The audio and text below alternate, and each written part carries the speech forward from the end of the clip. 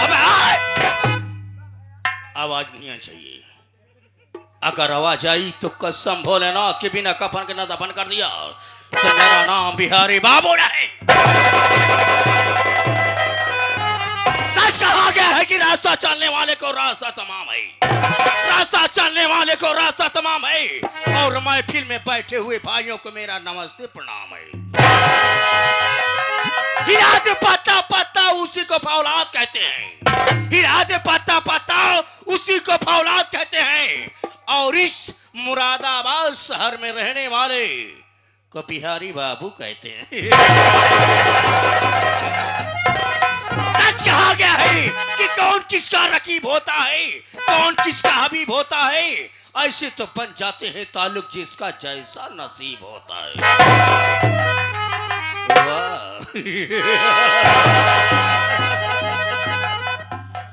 सच कहा गया है, सच कहा गया है कि जंगल में जाओगे, जंगल में जाओगे तो शेर पाओगे, जंगल में जाओगे तो शेर पाओगे।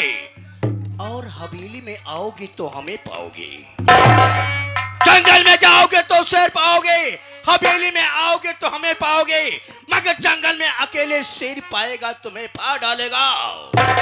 हमसे किसी ने बगावत करने की कोशिश किया इस मुरादाबाद शहर में तो कसम भोलेनाथ की, कसम भोलेनाथ की उसे जिंदा ये बिहारी मार डालेगा।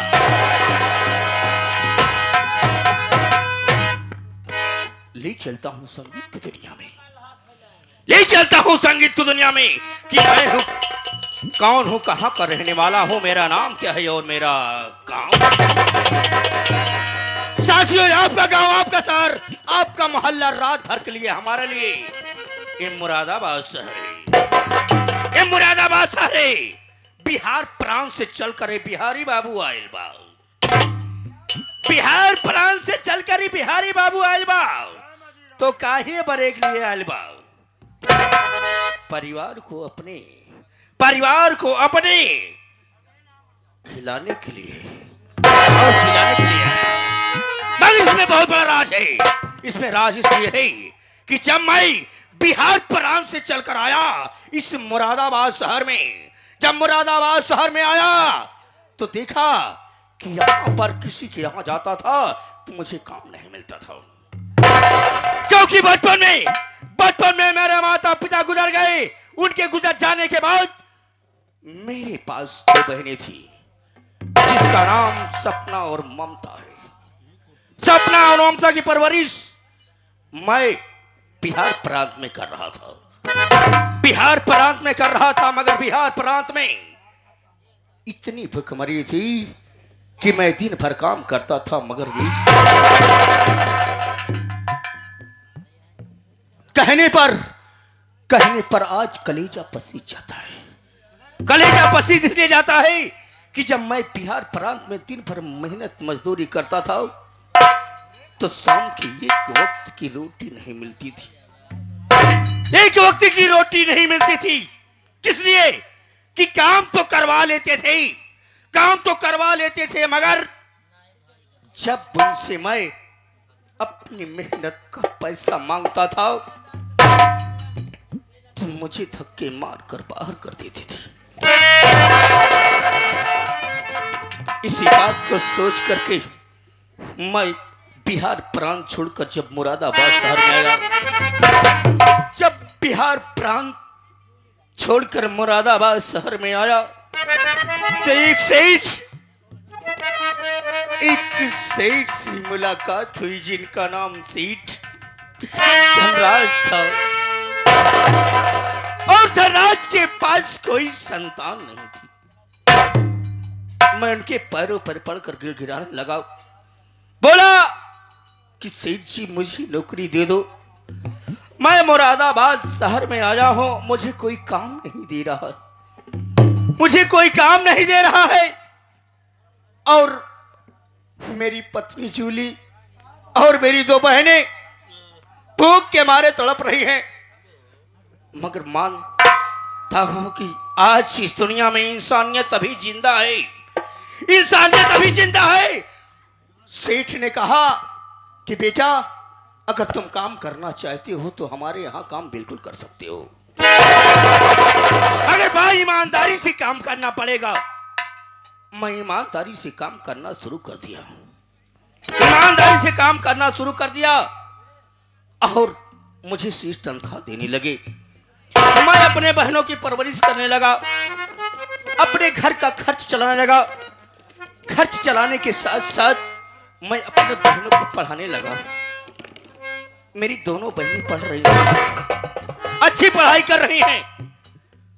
मगर एक दिन अचानक सेठ ने कहा कि मैं तीर्थ यात्रा पे जा रहा हूं, बिहारी मेरी दुकान की देखभाल तुम करना, मेरी दुकान की देखभाल तुम करना और ईमानदारी से देखना, अगर ऐसी कोई गलती हुई तो मैं तुझे नौकरी से निकाल दूंगा।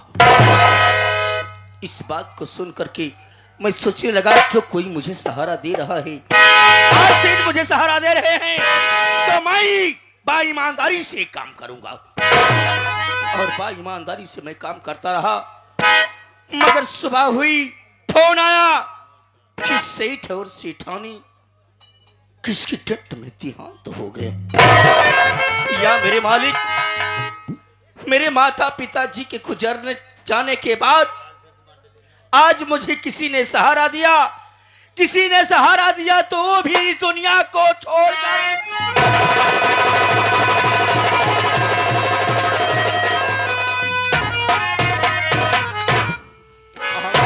आंसू भर आया। पूरी जमीन जायदाद, पूरी फैक्ट्री का मालिक कौन बनता था, क्योंकि उनके घर में कोई वारिस नहीं था, सेठ जी के पास कोई संतान नहीं थी। मगर कहने लगे लोग कि आज सेठ जी इस दुनिया में नहीं रहे, बिहारी तुम ईमानदारी से काम करते हो, इसलिए मैं चाहता हूं कि तुम पूरी फैक्ट्री और पूरी दुकान का जिम्मेदार तुम हो। उसी दिन से मैं जिम्मेदारी संभालने लगा। आज 4-4 फैक्ट्रियां चल रही हैं, मगर आज जब मैं फैक्ट्री से लौटने लगा कि देखा तो हमारे घर में एक नौकर काम करता था जिसका नाम सूबेदार था। सूबेदार को कई बार फोन लगाया मगर सूबेदार वापस नहीं आया, कोई फोन का बात नहीं हुई। उसने अपनी फोन को हमेशा चालू रखता था, मगर जब मैं 3 बार फोन लगाया तो फोन स्विच ऑफ बता रहा था। मगर आज मैं सोच रहा हूं कि अगर सूबेदार आता तो मैं इससे कुछ बातें करता हूं। मैं थोड़ी देर बैठ के इंतजार करता हूं, क्योंकि 3 दिन का वक्त बीत गया है और सूबेदार का कहीं पता चल रहा है।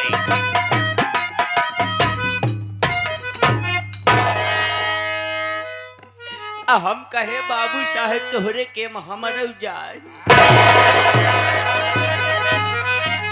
खुशी रहा बेटा, खुशी रहा। बाबू साहेब आज का बात कहा जौन आप बहुत गरम नजर आवत। हाँ, गाय भैंस हो गया, हम गाय भैंस हो गया है, ऐसे गरम नजर आवत है। तो वो वाली बियतिया ना है, बात नहीं। हाँ वो वाली बतिया ना है। जैसे कि आपके चेहरा से हमका कुछ मालूम पड़ता है, जैसे आप कहूँ टेंशनान।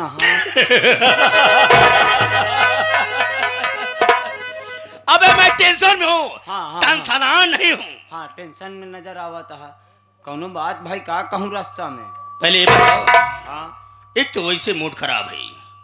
जब मैं फैक्ट्री से वापस लौट रहा था, 2 कौड़ी का नौकर, गंदी नाली का कीड़ा, शमशान घाट का मुर्दा, साला हरामखोर मेरी फैक्ट्री में काम कर रहा है और मुझसे कहता क्या है? कौन? रामलाल। ओ साला रामलालवा, इसकी माँ का। लैंग्वेज संभाल के बात करना भाई। नहीं, आपका गुस्सा देखे के बाद हमारे तो रुआ बढ़ियो ना। इसका मतलब मेरा मिजाज गरम है तो तेरा भी मिजाज गरम हो गया भाई। अरे जब मालिक का अगर रुतबा गरम हो तो का नौकर का रुतबा छोटा होए का? बाबू बे, बाबू साहब, बाबू साहब। साले बाबू बे क्या है? बाबू साहब, बाबू साहब, बाबू साहब, देख बाबू साहब, जब मैं वापस फैक्ट्री से लौट रहा था तो मैं सोचा कि कल वर्करों की तनख्वाह होगी और जाकर बैंक से पैसा लाऊंगा और वर्करों को पैसा दूंगा। बिल्कुल सही। मगर जब रामलाल मेरे साथ में आया, मेरे पास में आया, बोला कि अरे बिहारी बाबू, तुम कहां घूम रहे हो? कहां घूम रहे हो? तुम्हारी बहन सपना और ममता दोनों पढ़ाई कर रही है ना? हाँ सही है।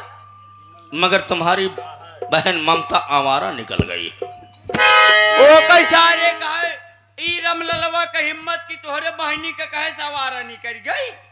सोचने की बात है, मैं गरीबों के ऊपर कभी हाथ नहीं उठाता। बात सही। गरीबों के ऊपर कभी हाथ नहीं उठाता हूँ सूबेदार बाबू बे मगर खींच के लात मारा, हरामखोर जमीन पर गिर गया। बहुत सही करे।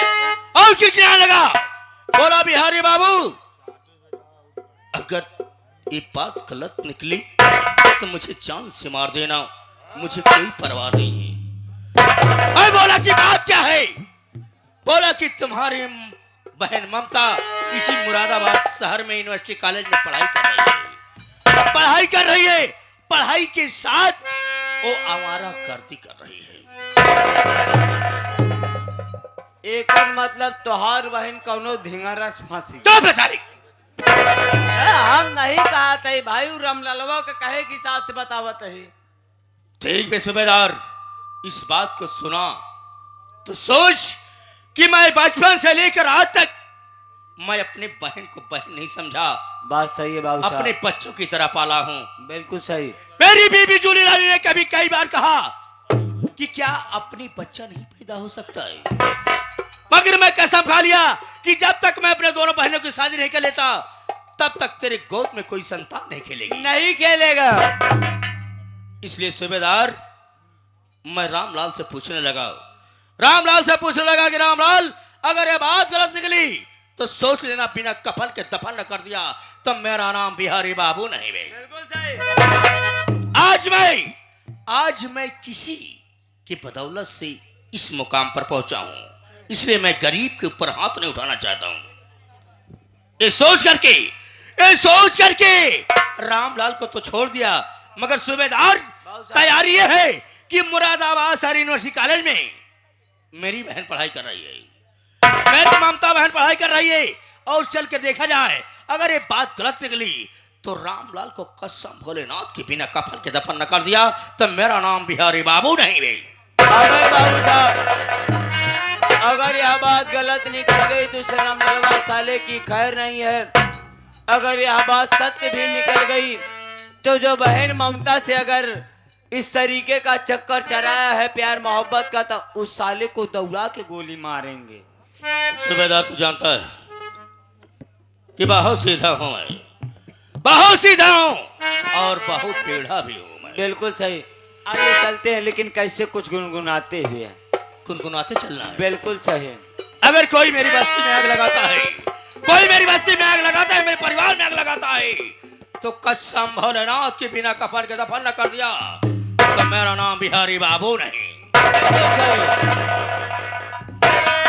कसम भोलेनाथ की अगर हमारे और हमारे बाबू साहब के बीच में कौनो सचरा बोलने का प्रयास किया, मैं कसम ऐसा गोली मारूंगा सर्वा पच्छा कहा हो जाएगा।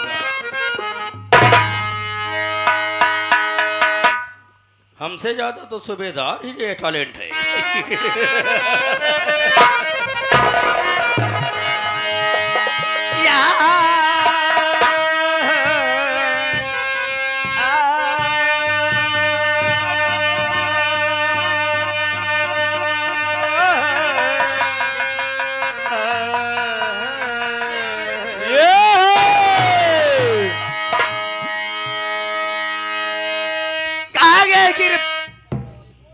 कोई मेरे गिरवान पर हाथ लगाता है, कोई मेरे परिवार को छूता है, तो कसम भोलेनाथ की मेरे बिना कफन के दफन कर दिया तो मेरा नाम बिहारी बाबू नहीं। कैसे कि अरे बस्तियां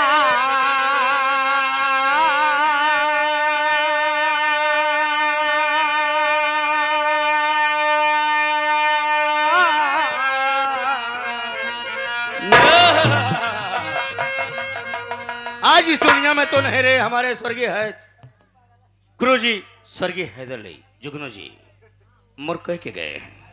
क्या कह के गए हैं बाबू साहब? कि अरे बस्तियां चली सारी, कि बस्तियां चली सारी, मेरा घर चलाने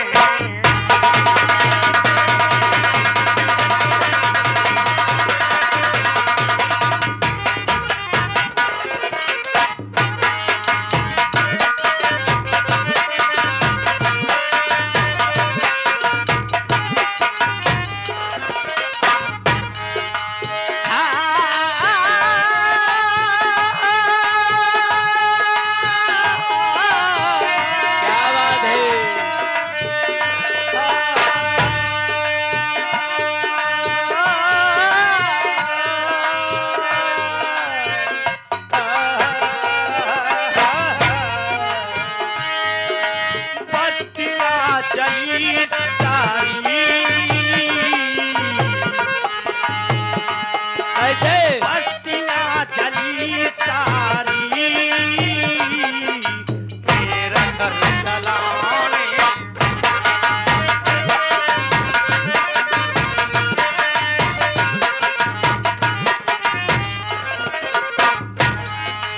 बस्तियां चली सारी, मेरा घर चलाने मेरा घर चलाने।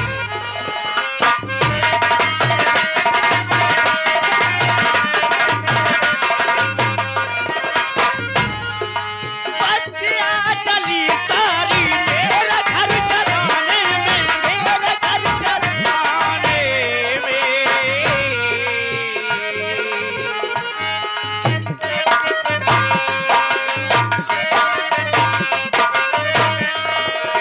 कौन किसका होता है,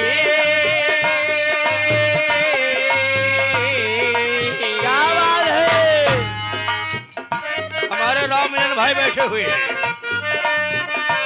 जो कि संगीत के बहुत शौकीन हैं। ये हमारे यूट्यूब चैनल वाले आए हुए हैं। राम मिलन गजल गायक यूट्यूब चैनल हाँ। बारादरी की सरजमी से। मगर उनसे हम कहना चाहते हैं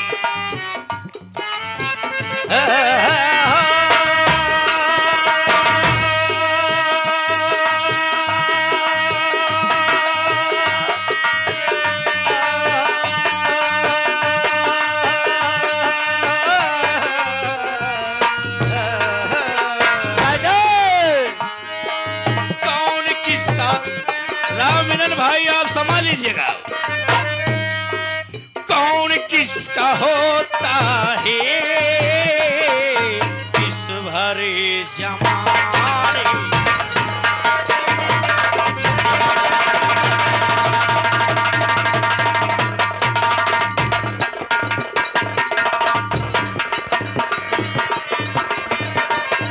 कौन किसका होता है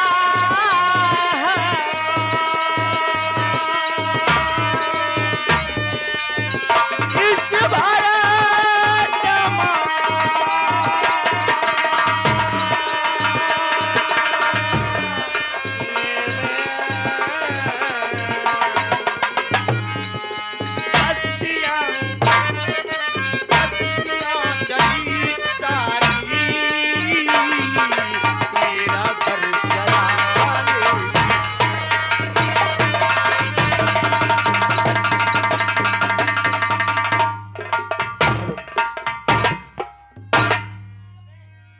कि नाम रब ने कर दिया, हो नाम रब ने कर दिया,